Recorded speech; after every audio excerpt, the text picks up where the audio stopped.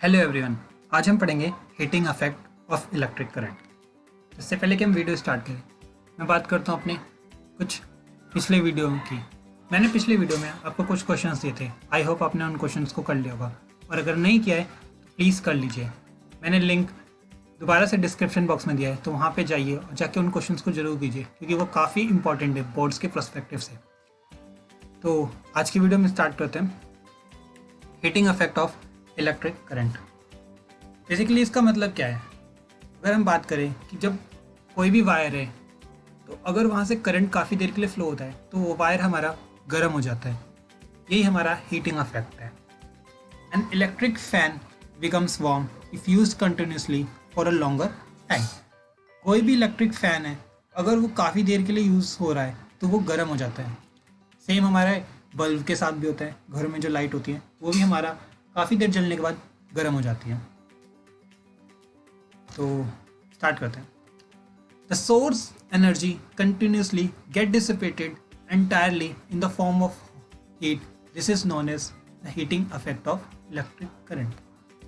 जब हमारा कोई भी वायर है और उस वायर से हमारा करंट फ्लो होता है, तो उस करंट से जो एनर्जी हमारी कुछ वेस्ट भी होती है, क्योंकि आप जानते हैं कि कुछ भी 100% वो नहीं होता, तो हमारी जो एनर्जी है कुछ वेस्ट होती है हीट के फॉर्म में।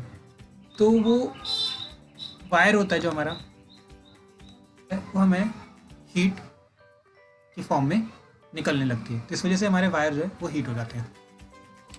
बात करते हैं कुछ फॉर्मूले की। तो यहाँ पे एक फॉर्मूला है, power equals to work upon time. अब आप बोलेंगे कि पावर क्या होता है भैया? तो पावर हम अभी आगे पढ़ेंगे इसमें।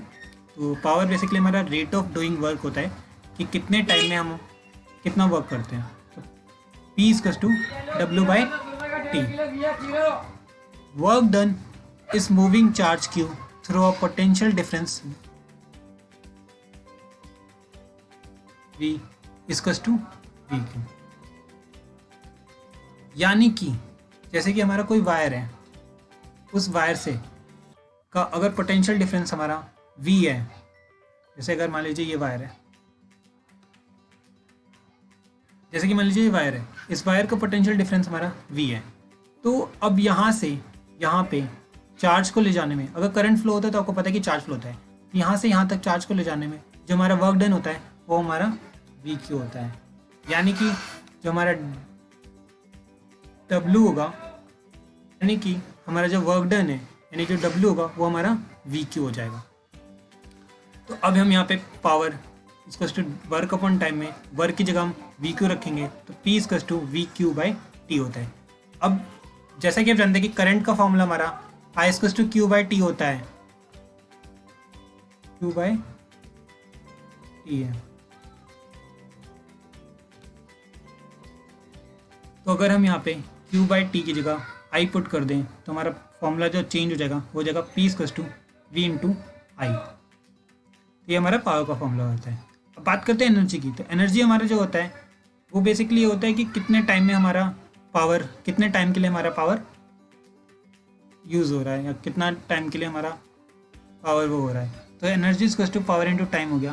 तो पावर की जगह हम V/I रखेंगे, एनर्जी इक्वल्स टू V/I/T। तो ये हमारा एनर्जी का फॉर्मूला यहाँ से बन जाता है। As energy is converted into heat, तो हमारा एनर्जी है वो हीट में कन्वर्ट हो गया है। तो एनर्जी का हमारा फॉर्मूला था V/I/T, तो हमारा जो हीट का फॉर्मूला है वो भी V/I/T हो गया, क्योंकि जो हमारा एनर्जी वो सेम है, एनर्जी हमारा हीट में कन्वर्ट हो गया है। तो हमारा जो हीट है वो भी V/I/T होगा। अब जैसे कि ओम्स लॉ आप जानते हैं, V इक्वल्स टू, जैसे कि आप ओम्स लॉ जानते हैं, V इक्वल्स टू IR। अब यहाँ पे अगर हम ओम्स लॉ अप्लाई कर दें तो V की जगह हम IR पुट कर दें, तो हीट का हमारा जो फॉर्मूला वो क्या हो जाएगा? हीट हो जाएगा हमारा I/R/T, यानी कि जो हमारा हीट हो जाएगा, हीट जो हो जाएगा वो हमारा वो I²RT हो जाएगा। और इसे ही हम जूल्स लॉ ऑफ हीटिंग भी बोलते हैं। This is known as Joule's law heating. जैसे कि मान लीजिए ये सर्किट है, इस सर्किट से अगर हमारा करंट प्रोड्यूस हो रहा है I, और ये इसका रेजिस्टेंस क्या है हमारा R, ये तो आप जानते हैं वोल्ट मीटर है या मीटर है, पोटेंशियल डिफरेंस V है, और ये हमारा की है यानी कि स्विच है हमारा। तो यहाँ से जितना भी हमारा करंट प्रोड्यूस होगा तो इस रेजिस्टर के अक्रॉस एक हीटिंग प्रोड्यूस हो जाएगी जो हमारे इससे कैलकुलेट हो जाएगा H equals to I square R T. I मतलब करंट और R हो गया हमारा रेजिस्टेंस और T हमारा टाइम, कितने टाइम के लिए आपका ये प्रोड्यूस हो रहा है। लॉज इम्प्लाइज डैट, बेसिकली अब ये लॉ इम्प्लाइज क्या करते हैं, तो जैसे कि आप जानते हैं कि हमारा जो H है वो है हमारा H equals to I square R T होता है। तो यहाँ से हमें साफ साफ दिख रहा है कि जो हीट है वो हमारा डायरेक्टली प्रोपोर्शनल है to the square of a current for a given resistance. Current के स्क्वायर के डायरेक्टली प्रोपोर्शनल।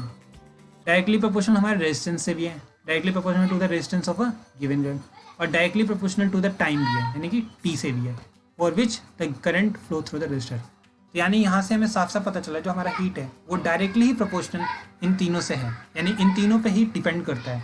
किसी भी वायर में कितनी देर के लिए करंट प्रोड्यूस हो रहा है, कितना रेजिस्टेंस है वायर का, और कितना करंट फ्लो रहा है, इन तीनों ही बात पे डिपेंड करता है हमारा हीट। अब बात करते हैं कुछ प्रैक्टिकल एप्लीकेशन की। प्रैक्टिकल एप्लीकेशन अगर हम पहले अगर देखें हीटिंग इफेक्ट का, तो electric heating is use to produce a light as in electric bulb. देखिए मान लीजिए बल्ब है, तो इस बल्ब में जो हमारा अगर करंट प्रोड्यूस हो रहा है तो यहाँ से जो है हमारा कुछ हीट जनरेट होगी, और हीट की वजह से हमारा जो बल्ब है वो ग्लो करने लगे। तो जो हमारे घरों में पहले बल्ब हुआ करता था 100 वाट वाला, उसमें फिलामेंट हुआ करता था, तो वो फिलामेंट हीट की वजह से ही चलने लगता था, जिसकी वजह से हमारे कमरे में रोशनी हो जाती थी। बात करते हैं second, fuse based in the electric circuit. It protect the circuit and appliances by stopping the flow of any unduly high electric current. मान लीजिए ये कोई सर्किट है, ये फ्यूज है, और ये सेम आपका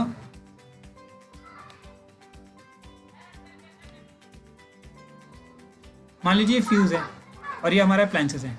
तो यहाँ से अगर हमारा करंट प्रोड्यूस हो रहा है तो बेसिकली क्या होता है कि जब बहुत ज़्यादा करंट प्रोड्यूस होने लगता है, जब बहुत ज़्यादा करंट यहाँ से फ्लो करने लगता है, तो जो हमारा फ्यूज़ है वो हमारा जल जाता है, कुछ इस तरह से वायर को ब्रेक कर देता है, जिसकी वजह से ज़्यादा करंट हमारे अप्लायंसेस पे नहीं जाता है और हमारा अप्लायंसेस प्रोटेक्ट हो जाता है। तो ये हमारा फ्यूज़ का वर्किंग है। तो बेसिकली फ्यूज़ जो है हमारा हीटिंग इफेक्ट पे ही काम करता है, इसका ये प्रिंसिपल है। अब यहाँ पे एक क्वेश्चन है आपके लिए, how should fuse placed in the circuit with the current. कोई भी सर्किट है उस सर्किट में किस तरह से, कोई भी सर्किट है उस सर्किट में हम किस तरह से फ्यूज़ को लगाएं।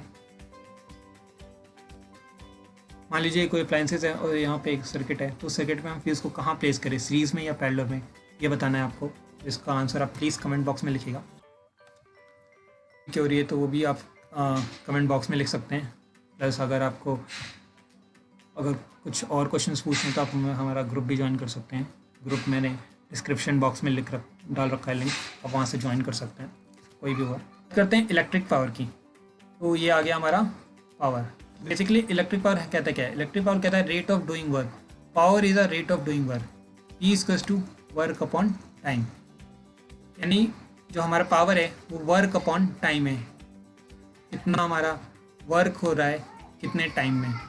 और वर्क हमने अभी पढ़ा है कि जो हमारा वर्क है V इंटू क्यू होता है, तो W equals to V Q. अब यहाँ W की जगह हम वी क्यू पुट करेंगे तो हमारा जो पावर का फॉर्मूला है वो V क्यू बाई टी हो जाएगा। पावर का फॉर्मूला हमारा हो जाएगा वो V क्यू बाई टी हो जाएगा। अब जैसा कि आप जानते हैं कि हमारा करंट क्या होता है, करंट का फॉर्मूला होता है I equals to Q by T. तो हम यहाँ क्यू बाई टी की जगह हम आई भी पुट कर सकते हैं, तो हमारा फॉर्मूला जो पावर का है वो हमारा ई इक्वल्स टू वी आई भी हो सकता है। अगर हम यहाँ पे ओम्स लॉ लगा दें, यानी कि V equals to I R लगा दें, जो पावर का फॉर्मूला है वो कुछ इस तरह से P equals to I into I into R हो जाएगा। यानी कि हमारा जो पावर होगा वो हमारा P equals to I square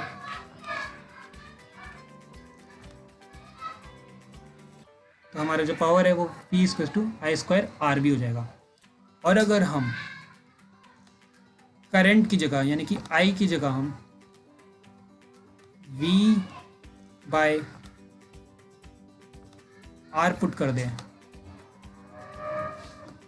यानी हम करंट की जगह V/R अगर पुट कर देते हैं तो P = V/V/R हो जाएगा। यानी कि हमारे जो पावर का एक और फॉर्मूला निकल के यहाँ से आएगा, P =